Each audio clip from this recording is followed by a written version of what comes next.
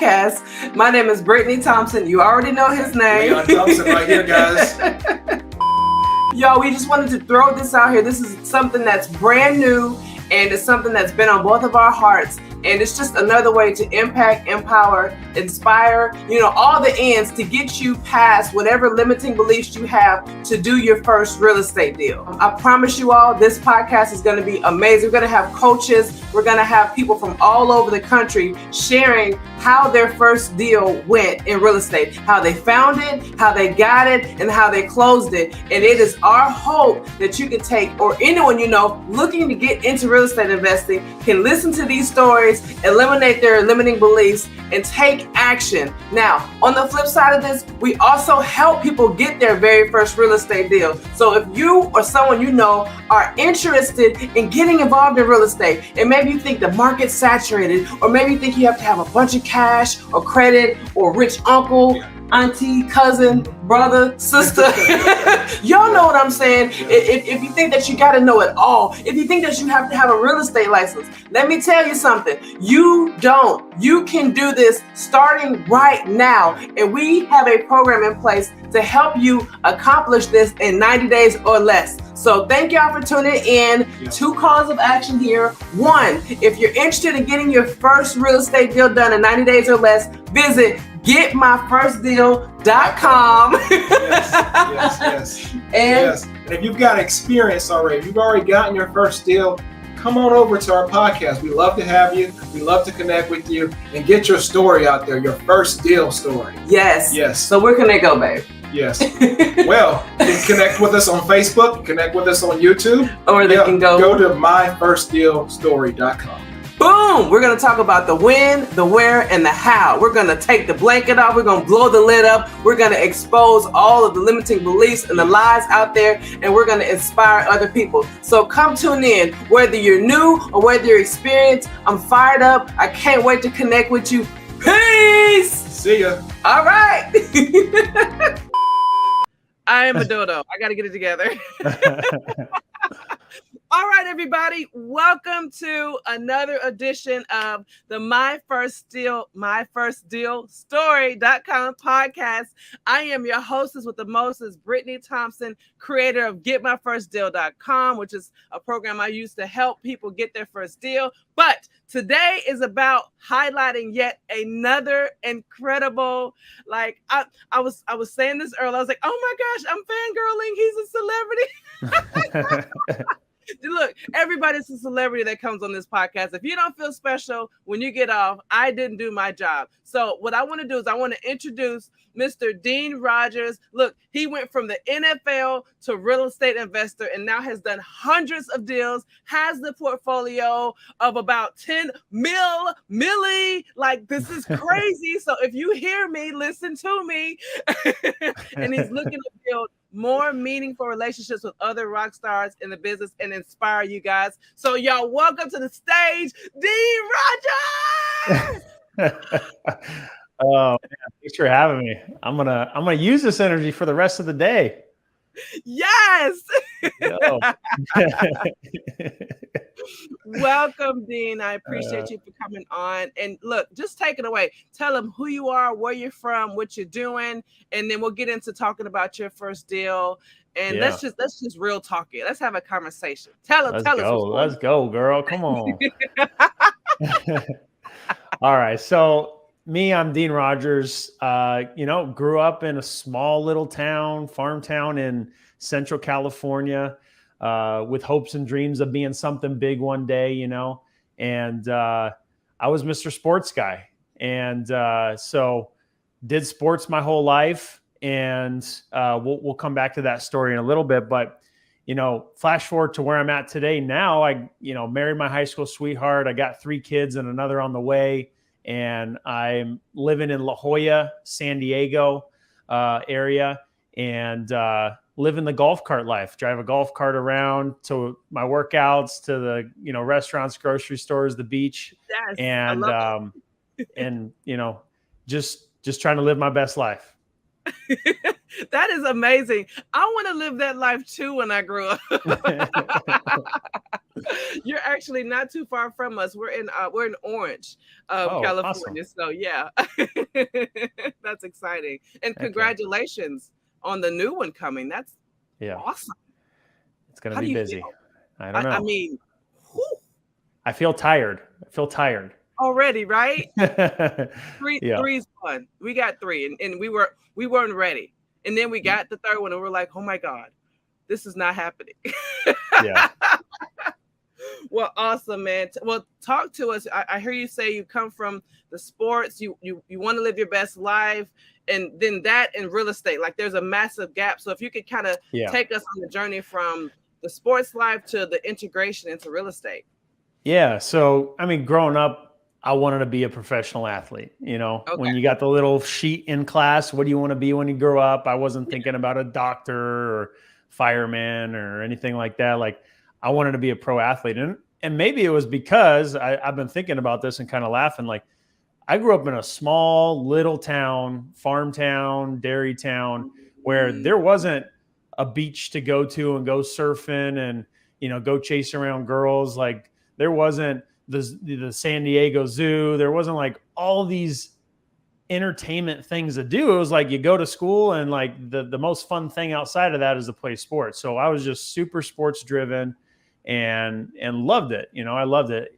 And that's all I really thought about, hanging out with my friends and playing sports. So kind of going through high school, you know, I excelled and did great and, you know, got all the honors and all that kind of stuff, was recruited by teams, but I was kind of under recruited. That was kind of my story. Like, throughout the whole process, like, I was under recruited. I played, maybe it was because I was playing running back and I wasn't like the fastest. I had some speed, but like, I wasn't the, you know, all-star recruit. So I got recruited as a tight end by a couple different colleges and ended up going to a smaller football school, UC Davis, and played there. And then same thing, excelled, did great, got scouts looking at me, coming to games, doing all that kind of stuff. And then to flash forward through some stories there, I ended up getting the call from the San Diego Chargers that, yo, you got your bags packed, you know, you're coming to the team. So there was some drama that happened in between there with, like, it was the year of the lockout. So like, it wasn't the normal process where you go to like mini camp and have all the same communication. It was like, hey, you're talking to, you know, 10 different teams and then radio silence for 6 months. And it was like, no, what's going to happen? You know? So, but as soon as it lifted, I got the call, showed up, and it was crazy from there. Like, it was so surreal. You know, what the week before I was training, working out, doing, you know, all the speed and agility drills and playing video games with the guys who are now in the locker room with me and my teammates, you know, like, it was pretty crazy. So, that whole experience. Have you ever seen the show Ballers on HBO? Of course. Of course you have. Have you ever seen Hard Knocks on HBO? I have not. Okay. So Ballers is all the glitz and glamour. Hard Knocks is like the behind the scenes. We're going to take you through training camp and show you what that's like. We're going to take you through the season, show you what that's like. So I'd say it's a combination of both, because Hard Knocks is like the cutthroat business, super, super masculine energy. Everybody's hyper competitive, alpha, like talking trash, always challenging you. You always got to be on, you know, the edge of your seat. And every play is like, you got to give it 110% to show out. And then the baller side is like, yo, look at all this money, red carpet. Look at all these girls coming around. You know, all these deals going down. And so it was the combination of both. And it was crazy. It was cool. I was already married. I married my high school sweetheart a month out of college. Maybe she rushed it because she knew like something was going to happen. Didn't want me in that world, but we weren't even thinking like that. But maybe she was secretly thinking, I don't know, but she's smart. She's smart. Yeah. So I was cool. I was cool and tame, but I tell you what, I got some stories. I got some stories off camera for you that were like, whoa, this is crazy. This is not happening. That's awesome. But But yeah, I get questions from my teammates like, why don't you have 2 phones? You know, like one for your family and one for, you know, the other people. And like that kind of stuff really happens because it's accessible. I'm telling you, like you are instantly a celebrity. I had people follow me to my car and just like stare at me while I'm pulling out, like just weird stuff like that. Because people just want access to you, you know. You got girls like who are screaming, you know, and kids screaming for your autographs, and you know they don't even know you. Like you just joined the team. Like you didn't come from, you know, Alabama and were the Heisman Trophy winner. Like they don't know who you are, but they want to have your autograph so bad, you know. So it was pretty nuts. So that's intense. It is intense. So I, you know, fortunately I kept like a level head and like kept it cool because you can get lost in that pretty quick. Huh? Yeah, you can get wrapped up. So I think being married helped me kind of keep it calm too. Like, all right, don't look over there. Don't look over there. So walk over there. You know what's gonna happen. No. Yeah. So and from everything besides that, like what was so cool about it was I was feeling great. I was playing great. Norv Turner was a head coach telling me I'm going to have a long career. Like everything was looking perfect, like a fairy tale. You know, having some of the coaches being like, man, it's going to be so fun to like tell your come up story. Like you're the underdog. You came in from this school and like, look at you now and all this kind of stuff. But the twist in the plot of this movie, of this story was I had my position switched. I went from tight end to fullback. And if you know anything about fullback in the NFL, you're now like a full-time crash test dummy, like running full speed, head-on collisions. Like your mission, your objective, if you're doing great, is you're running full speed 10 yards away from the other guy, trying to kill them. And you're running through big, giant linemen. And so you got to run like kind of tight through there, and you're leading with your head. Like no matter how much you practice, there's like no way to go to the side because the gap is so small. So it is what it was. And I had this like immediate light bulb go off. Maybe it went off because I kept hitting my head, but like I just realized, you know what? Everything looks perfect and amazing, but I know internally, and I wasn't like running to the trainers to go tell them because I didn't want to mess anything up. But like I knew inside, holy crap, I am gonna kill myself if I keep doing this. And it's not like I can just go to the coach and say, hey, you know what, Antonio Gates, he's in my spot. I was a tight end. He's in my spot. He's a Pro Bowler and like, you know, Hall of Famer. Can he just like, can he switch with me? Like this isn't a, can you switch with me type of thing, you know, like, yo, you're lucky we called you, you know, you better show out and do your thing and do your job. Otherwise we'll find the next guy. Like this isn't a, can you trade me spots type of deal.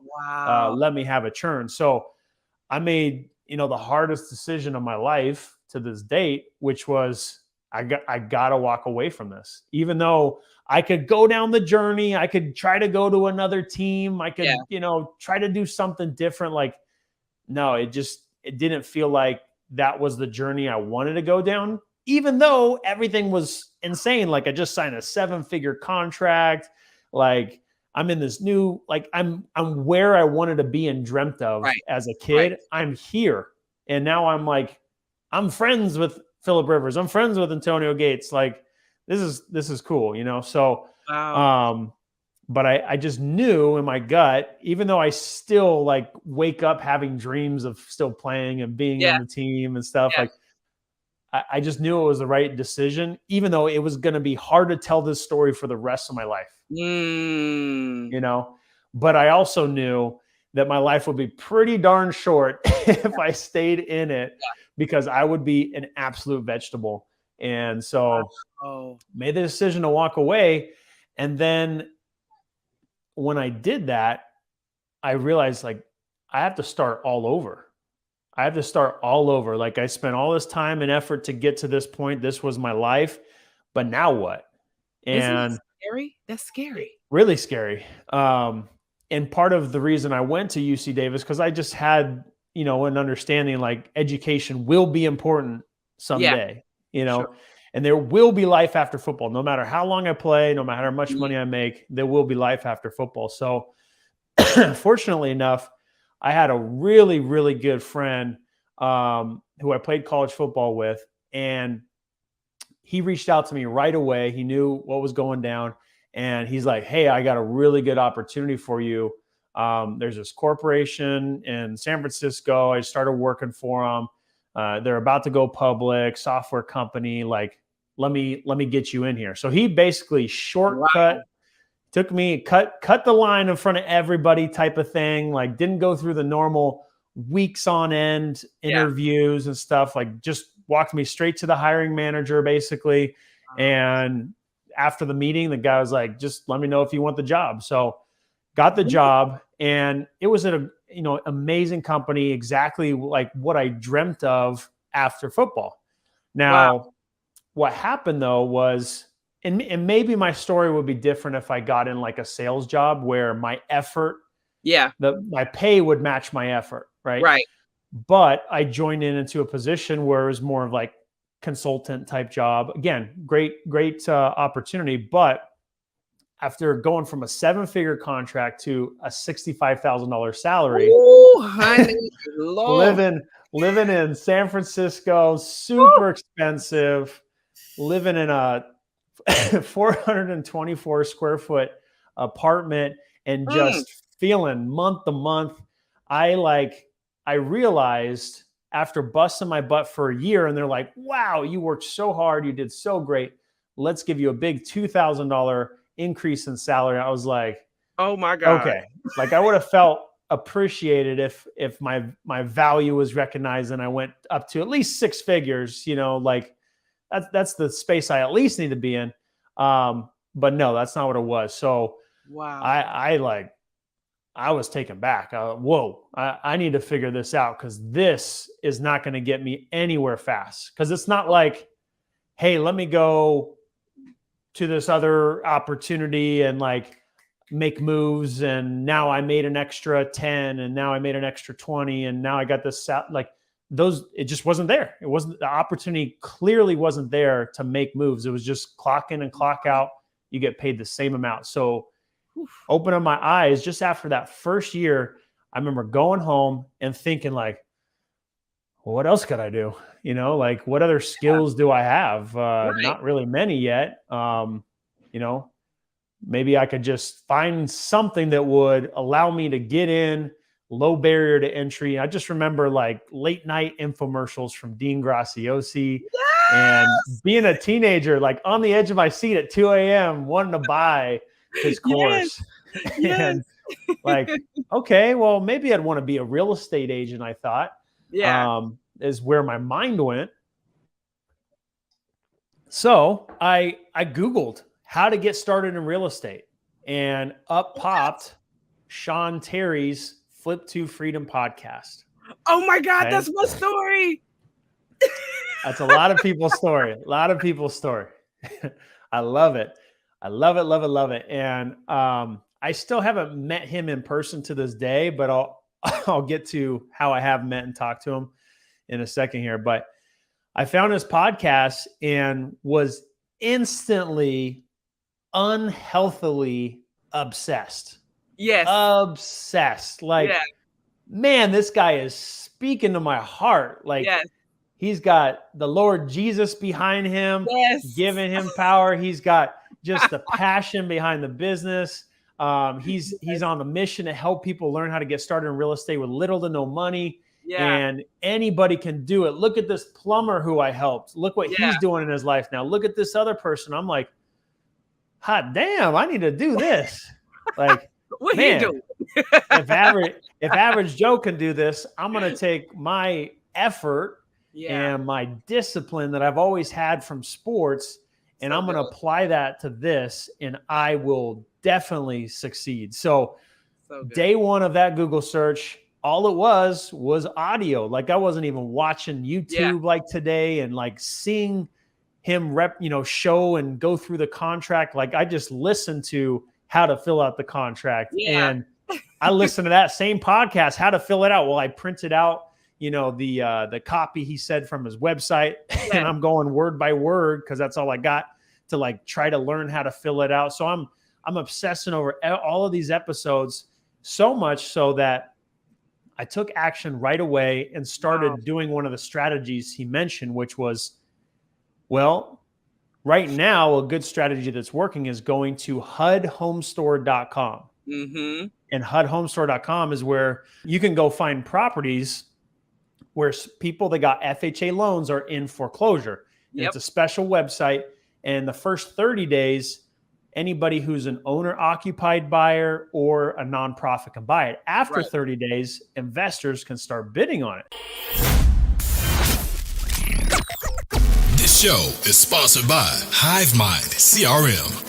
It is more than just a CRM. It is a real estate and business mastermind that comes with an all-in-one CRM. You can have unlimited websites and users. You can call, text, RVM, and email all in one user interface. And you can set up custom automations for any type and multiple businesses. 65% of companies start using a CRM system within the first 5 years of business. Once implemented, the HiveMind will save you on marketing, give you more time, and make more money.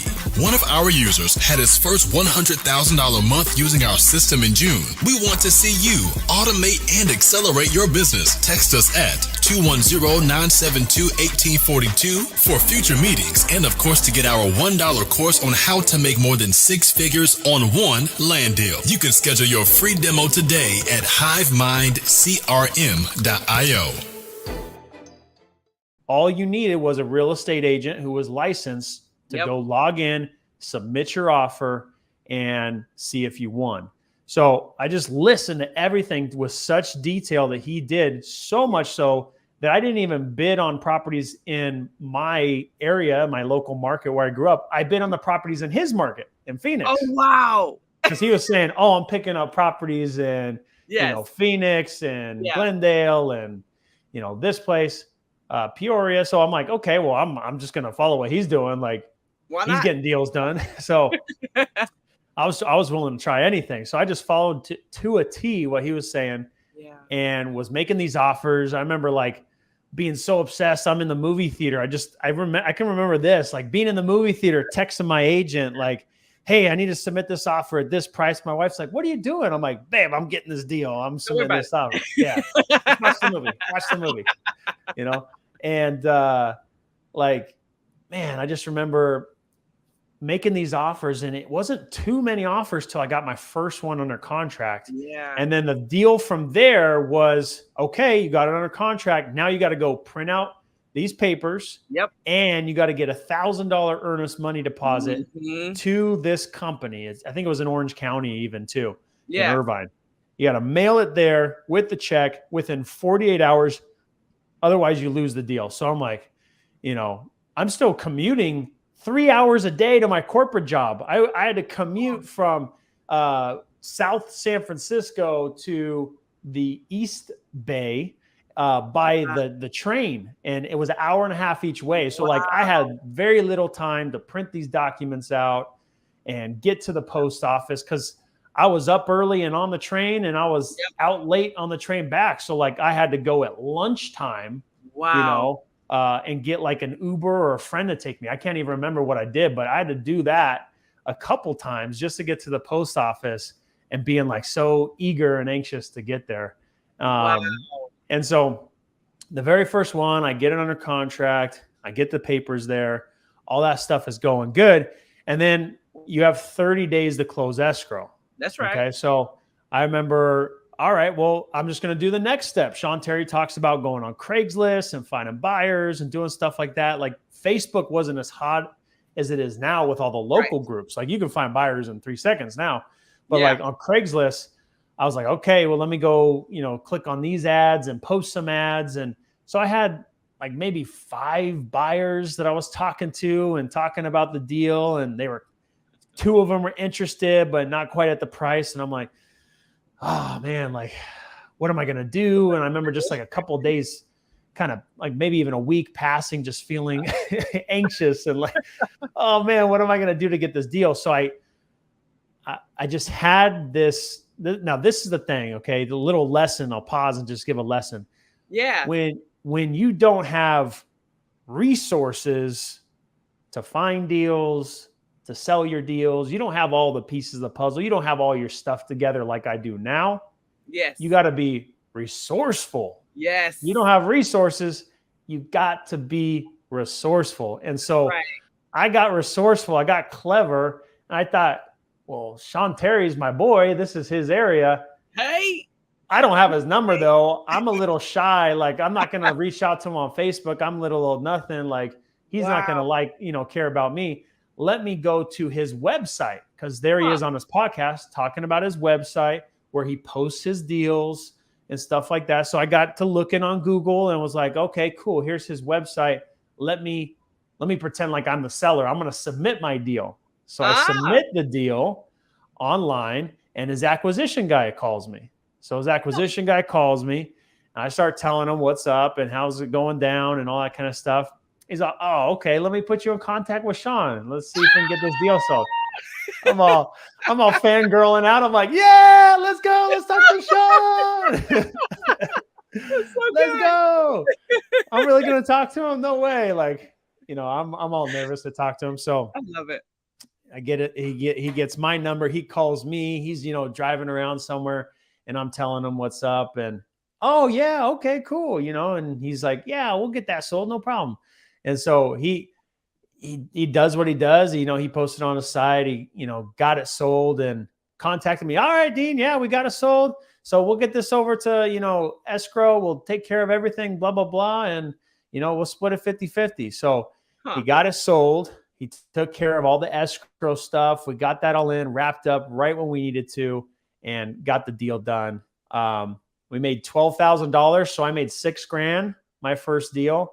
And for me, I remember being in the office and just like knowing that the wire was supposed to get sent from Sean that day and getting it and like doing a good old football, woo, like in the office. Yeah.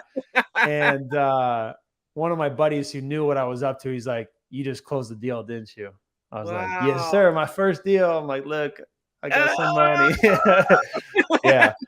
So that's to me, like $6,000 didn't change my life, obviously. Yeah. And I just came from something that was much bigger with the NFL, but knowing that I had gone from the pinnacle of the NFL to now starting over and literally having to fight and claw to create my own life, and no one was going to do it but me, that I had proven to myself that I could do this other new thing that had such potential and such promise to get me back to the opportunity to, be living in the fast lane, life with the rich and famous, like abundance, providing for my family, going on vacations, taking care of, the people I love.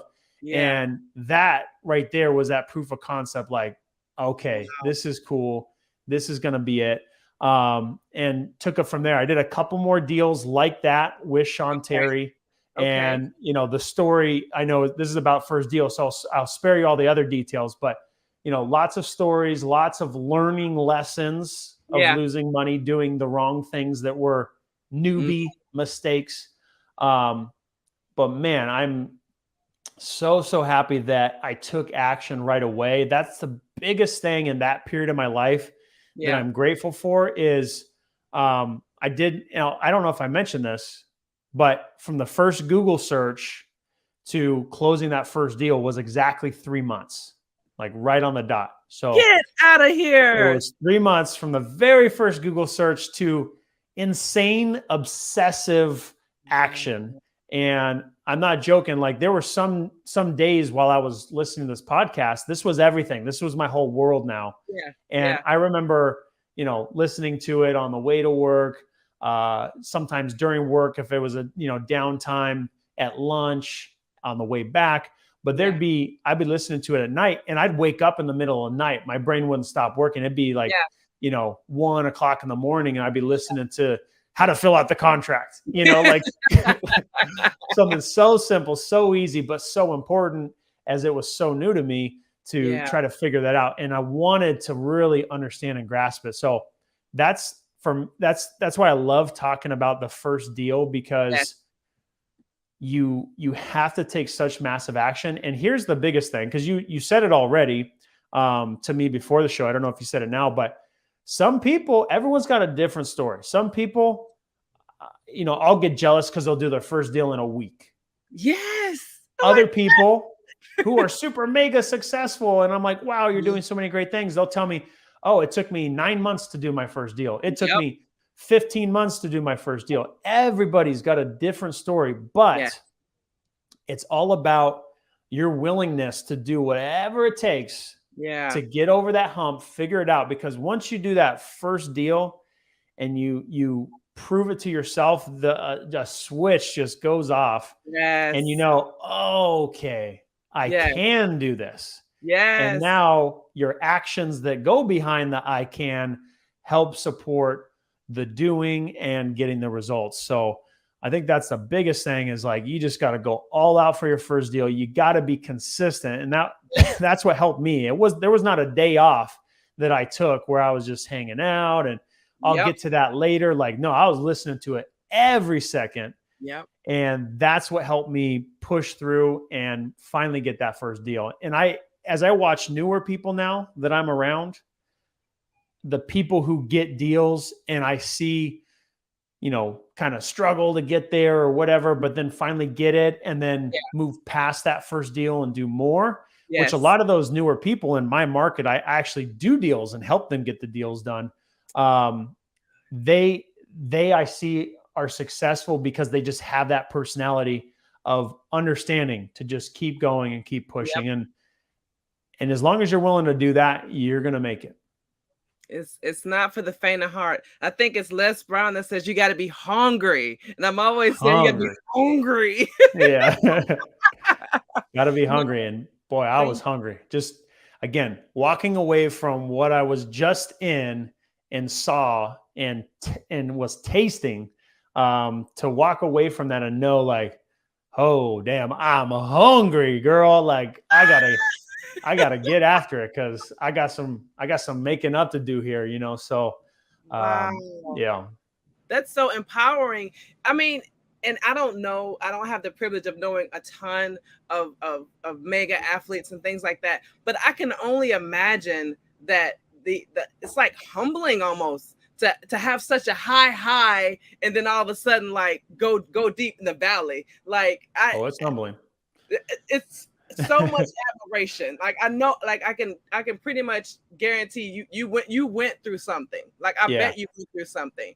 I did, but I kind of didn't allow it to affect me, because I just focused on that next thing. Now, the bad thing about a lot of professional athletes is, even if they had a long career, a lot of them just kind of fade off and just kind of get lost after, because they just had the world in their hands, and they had all this, fame and all this money and all this access to almost anything that you want. I mean, the only time where I got denied was from access was not when I was at a club in Chicago. I was trying to get back in. I was with some boys. We just got done doing, tables over here. We're going to this next place. And I remember, like, having to do the, hey man, I was in the NFL, like, here's my thing. And he's like, yeah, nah. And I was like, what? Oh, how about some money? And then I look over to my right, and Jason Derulo's like, yo, man, let us in. They wouldn't let his ass in too. So I was like, all right, I'm cool. If you want to let Jason Derulo in, then I guess I won't get too offended. It's cool. Yeah. That's funny. Wow. But yeah, to walk away from that and to go back to just being a civilian, like in military terms, people use like civilian life, it's almost like that, because you just went from being on a pedestal to now, I'm just anybody now. And that's kind of weird. It's kind of weird when you go from one place to the next. And like I said, like you said, it was humbling. And at the second, it was like, oh shoot, I'm hungry. I got to go get this, Time to eat. I got stuff to do. Yep. and then you're like doing deals with Sean Terry. Like, and I'm doing deals with Sean Terry. You can't make it up. That's what I love telling it. I love telling the story because I did my first deal with Sean Terry, the OG, the man who I was listening to. Like, I still haven't met him in person, but we've talked several times on the phone. Yeah. We've texted. I'll fangirl out and message him on Facebook sometimes, like, "Hey, you remember that deal we did?" He's like, "Oh yeah, I remember." And but I think I'm going to see him here this month actually, and I'm going to fangirl out. I'm going to give him a hug, like, I'm going to take pictures with him, all that kind of stuff. I'm not going to be able to help myself. He's really cool. I had the opportunity to meet him 2017 when he did his Flip to Freedom conference, and he's just the person he is when you see him on the YouTube and all that versus in person, same guy, cool dude. So I mean, I love about him. He's almost a quirky nerd, like he's just like he's just so excited. He's all passionate. His voice gets all high, and he's just come on. Yep. His 12K in 37 days is what got me started. That was my 2 a.m. YouTube video, and then after that, it was like boom. So that's really cool. Thank you for sharing that, and thank you for being transparent because you could easily be like, well, I'm not going to tell people what I went through, but there's just so much empowerment really behind what you shared. And then, you address like the business and the real estate and the football, and then you had a whole family. Like your wife must be mega supportive. She's got to love you, bro, like 100%. So that's inside because a lot of people don't have that. They don't have the supportive spouse or significant other. So, to them we'll say, hey, keep going, keep pushing, because sometimes showing is the way to go. But, no matter what, make sure you get with somebody who's going to hold you down, for lack of better words. So I love hearing that. And I'm excited for you to see where you go. And I don't know if you're going to be hanging out at the end of this month. Are you going to be hanging out at the end of this month? Yes, ma'am. Let's go. I'm going to be there too. So I'm sure we'll have a blast. But man, thank you. Thank you, Dean, for sharing your time, your story, just inspiring the people that are going to end up listening in. And tell people, how can they reach out to you? Because I heard you mention that, you're still doing deals. You're partnering with people in your hometown. Like if somebody wanted to reach out, if they got a La Jolla deal, what they need to do next? Yeah. So what's funny is I've been basically like a virtual investor since day one, technically. So I lived in San Francisco when I got started, and then I ended up moving back down to San Diego. But I invest in Central California where I grew up. So I got a whole team there and all that kind of stuff. But with getting in contact with me, you guys can reach me at deanrogers.com. You'll see all the social media contact stuff on there, which, for Instagram, it's at Dean Rogers Real Estate. For YouTube, it's just youtube.com/Dean Rogers. I talk about deals on there that we're doing, do interviews with cool people like you. And so I absolutely love to stay in contact with people. So please reach out. Like if you got questions or stuff like that. I just launched a coaching program a couple months ago and got students in there getting really good results. So that's something I'm passionate about. And like you said, one of the coolest parts of our business, just with the whole abundant mindset of wanting to add value and help other people. I've been working with so many people in my market that last year we did $1 million in revenue just from JV deals alone,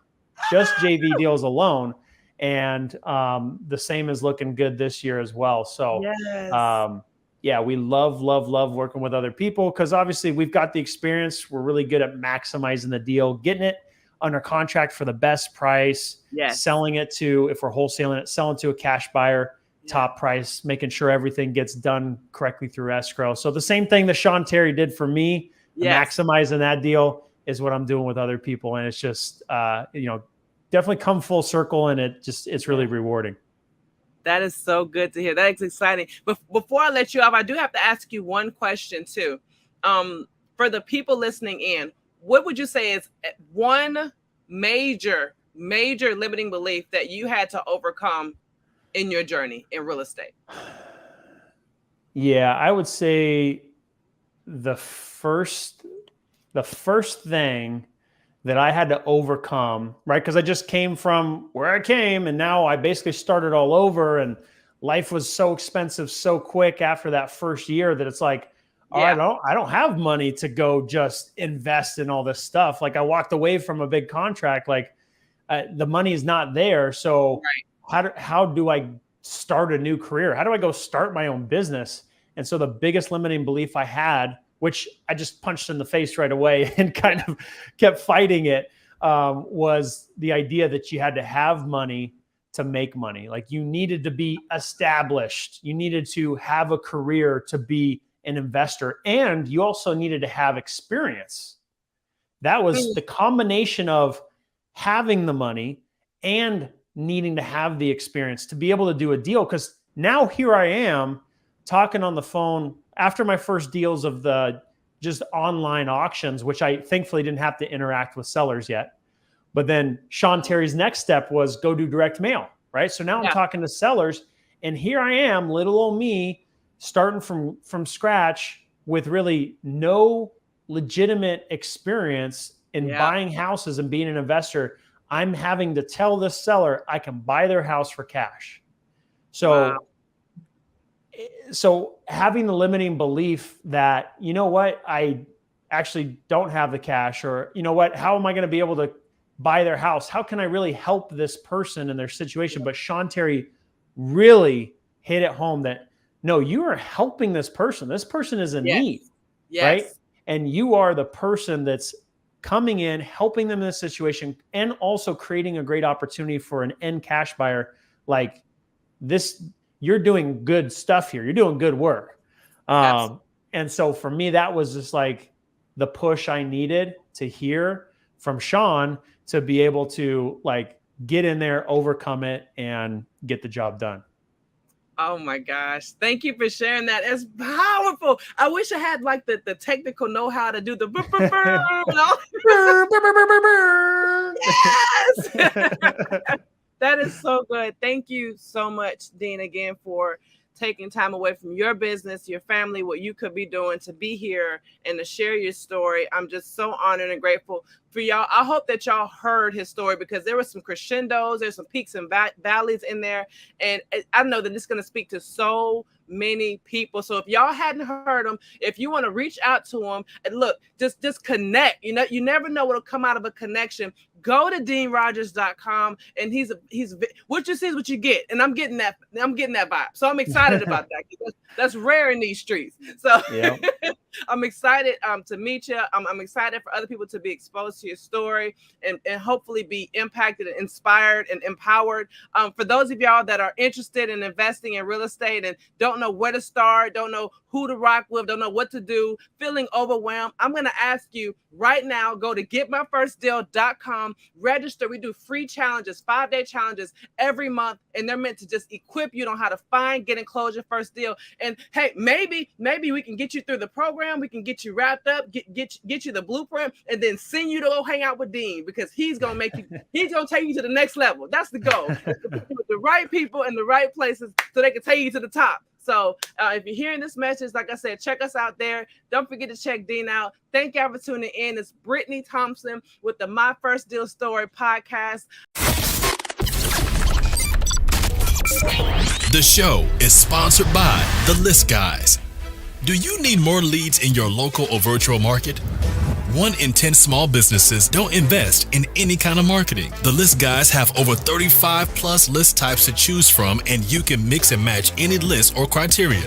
We also use the Skip Trace list and provide up to 7 numbers and email addresses. Every list you purchase will be scrubbed against previous purchases. The List Guys are here to save you time. Contact the List Guys today at www.1listguys.com. That's www.1listguys.com. I don't even know what episode this is, but coming back to you soon. Peace.